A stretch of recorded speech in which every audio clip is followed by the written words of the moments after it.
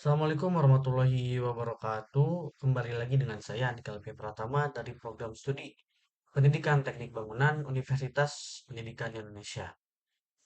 Nah, di sini saya akan menjelaskan apa itu ellipsoid dan apa itu geoid. Nah, pertama-tama kita masuk dulu ke ellipsoid. Nah, bisa dilihat ellipsoid itu berasal dari kata elips yang artinya tuh lingkaran. Nah, lingkaran kan jari-jarinya sama, tapi ellipsoid tidak. Kenapa? Karena ellipsoid itu merupakan generalisasi dari kata elips yang berarti lingkaran dengan mengorbitkan bumi sebagai bentuk tiga dimensi. Artinya bumi itu berbentuknya tuh seperti telur, tetapi tidak seperti telur gitu. Karena bumi itu sebuah bola yang tidak sempurna gitu. Nah, selanjutnya di ellipsoid juga terbagi menjadi dua seperti bisa dilihat di sini ada semi mayor aksis dan semi minor aksis. Yang satu mengarah ke kutub utara dan yang satu mengarah ke sejajar dengan garis khatulistiwa seperti bisa dilihat di sini. Nah, seperti ini. Jadi semi mayor itu sebagai A dan semi minor itu sebagai B. Oke, selanjutnya tuh semi minor dan semi mayor tuh terbagi menjadi banyak ya teori-teorinya tuh ada yang dari Everest, Bessel, Airy, Clark, dan sampai yang terakhir tuh sampai yang paling banyak digunakan tuh WGS 84 yang tercatat pada tahun 1984 dan ini menjadi referensi banyak penelitian gitu atau eh ya referensi yang terbaru lah masih bisa digunakan dan masih sering digunakan baik di akademisi maupun di penelitian-penelitian yang lain. Oke, selanjutnya kita masuk ke geoid. Nah, apa sih geoid itu? Nah, bisa dilihat, geoid itu adalah sebuah bidang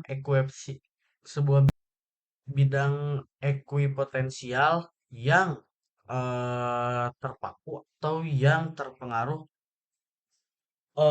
dengan permukaan air laut gitu. Jadi, karena ini mendekati permukaan air laut, nah permukaan air laut juga sangat dipengaruhi oleh gaya gravitasi.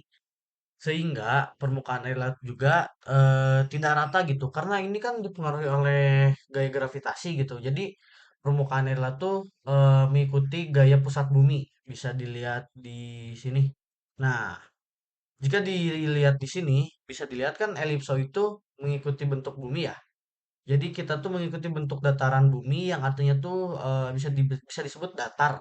Sementara elipsoid itu tidak. Jadi dia mengikuti permukaan air laut. Jadi naik, terus turun, turun, naik lagi, turun lagi. Karena ini sangat dipengaruhi oleh permukaan air laut, berarti geoidnya tuh tidak rata. Berbeda jauh dengan elipsoid. Nah, jadi intinya apa sih hubungan elipsoid dan geoid itu? Keduanya itu merupakan bentuk bumi yang berbeda. Bisa disebut ya elipsoid itu mengikuti bentuk dataran bumi gitu kan, seperti telur. Jadi mengikuti dataran bumi yang bisa disebut rata, sementara geoid itu bentuk bumi yang dipengaruhi oleh air laut, yang air lautnya juga dipengaruhi oleh gaya gravitasi. Sehingga bentuk bumi itu otomatis tidak datar seperti bisa dilihat di sini ada yang merah, ada yang biru sekali, terus ada yang biru muda, ada yang hijau. Jadi karena ini merupakan dipengaruhi oleh air laut, permukaan air laut yang juga dipengaruhi oleh gaya gravitasi bumi, sehingga keduanya tuh merupakan suatu model bumi yang berbeda, tetapi keduanya tuh memiliki eh, hubungan yang sama gitu. Karena keduanya tuh tetap merupakan model bumi yang bisa dijadikan acuan GPS baik di pengukuran sipil maupun pengukuran peta gitu. Oke, sekian video kali ini. Wassalamualaikum warahmatullahi wabarakatuh.